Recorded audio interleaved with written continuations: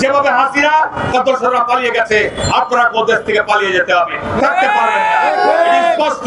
নির্বাচনের একটা পরিবেশ আছে, সময় আছে। বাংলাদেশের মানুষ গত 18 বছর বাংলাদেশের মানুষ উৎসব মুখর পরিবেশে কোন নির্বাচন অংশগ্রহণ করতে পারে নাই। এমন একটি আবহাওয়ায়, এমন একটি পরিবেশে নির্বাচনের আয়োজন করতে হবে যেন যারা ভোটার, যারা প্রার্থী সকলেই যেন উৎসব মুখর শান্তিপূর্ণ পরিবেশে নির্বাচনে অংশগ্রহণ করতে পারে। সুতরাং আগামী বছর আপনার ফেব্রুয়ারিতে রোজা শুরু হচ্ছে, তারপরে বর্ষাকাল, তাপপ্রবাহ, খরা, এটা তো নির্বাচনের কোনো মৌসুম নয়। সুতরাং বিএনপির পক্ষ থেকে বারবার আমরা দাবি জানিয়ে আসছি যে নির্বাচনের সুনির্দিষ্ট রোডম্যাপ ঘোষণা আপনাকে করতে হবে, কিন্তু এখনো পর্যন্ত আপনার দপ্তর থেকে সুনির্দিষ্ট তারিখ ঘোষণা করছেন না। আপনি কাদের দ্বারা পরিচালিত হচ্ছেন, কে আপনার পিছনের শক্তি, এটি আমরা জানতে চাই। বাংলাদেশ জাতীয়তাবাদী দলকে 18 বছর ক্ষমতায় যারা বাইরে রাখতে চেয়েছিল তারা আজকে দেশ থেকে পালিয়ে গেছে, তারা আজকে কেউ দেশে নাই, তারা দেশে আসতে পারবে না, তাদের বিচার হবে। কিন্তু বিচারের কথা বলে নির্বাচন বিলম্বিত করা যাবে না।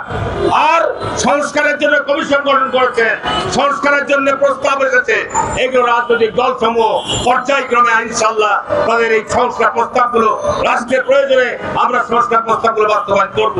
কিন্তু এটাকে কেন্দ্র করে নির্বাচনকে বিলম্বিত করার কোনো সুযোগ নাই, কোনো সুযোগ নাই। শুধু এইটুকুই আপনাকে স্পষ্ট করে বলতে চাই, আজকে যদি আপনারা যেভাবে আপনাকে ফুলের মালা দিয়ে বাংলাদেশের জনগণ বরণ করেছে, আমরা আশা করি ডিসেম্বরের মধ্যেই নির্বাচন আয়োজনের সুনির্দিষ্ট রোডম্যাপ ঘোষণা করবেন এবং একটি অবাধ, সুষ্ঠু, নিরপেক্ষ নির্বাচন আয়োজন করবেন। যারা ক্ষমতা আসবে তাদের হাতে ক্ষমতা হস্তান্তর করে আপনারা চলে যাবেন। আপনাদেরকে ফুলের মালা দিয়ে দেশবাসী আজীবন স্মরণ রাখবে, তার কারণ আপনারা একটা ক্রান্তিকাল সময় দেশের গুরুত্বপূর্ণ দায়িত্ব পালন করছেন। কিন্তু যদি বিএনপিকে ক্ষমতার বাইরে রাখার কোন চক্রান্ত এবং ষড়যন্ত্র করেন, যেভাবে হাসিনা তার দোসররা পালিয়ে গেছে, আপনারা দেশ থেকে পালিয়ে যেতে হবে, থাকতে পারবেন না। এটি স্পষ্ট। আমরা ধৈর্য ধারণ করে আছি। আমরা চাই না যে আমরা গত 18 বছর যেভাবে গুমের শিকার হয়েছি, আমরা গত 18 বছর যেভাবে আপনার হত্যা, নিপীড়ন, নির্যাতনের শিকার হয়েছি, আমরা নতুন করে রাস্তায় নামতে চাই না। আজকে স্পষ্ট ভাবে বলতে চাই যে আজকে আপনাকে অবিলম্বে ঘোষণা দিতে হবে, দিতে হবে, দিতে হবে। আগামী ডিসেম্বরের মধ্যে নির্বাচন হতেই হবে, হতেই হবে, হতেই হবে, এর কোনো বিকল্প নাই।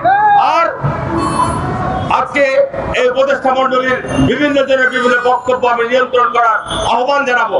আজকে আমাদের আইন উপদেষ্টা বলছেন, গতকালকের মাননীয় প্রধান উপদেষ্টা দপ্তর থেকে বিবৃতি আসার পর উনি বলছেন যে প্রধান উপদেষ্টার বক্তব্যের সাথে একমত। তার মানে উনি বলতে চাচ্ছেন আগামী জুনের মধ্যে নির্বাচন। আমি মনে করি এই ধরনের বক্তব্য আপনার দেওয়া উচিত নয়।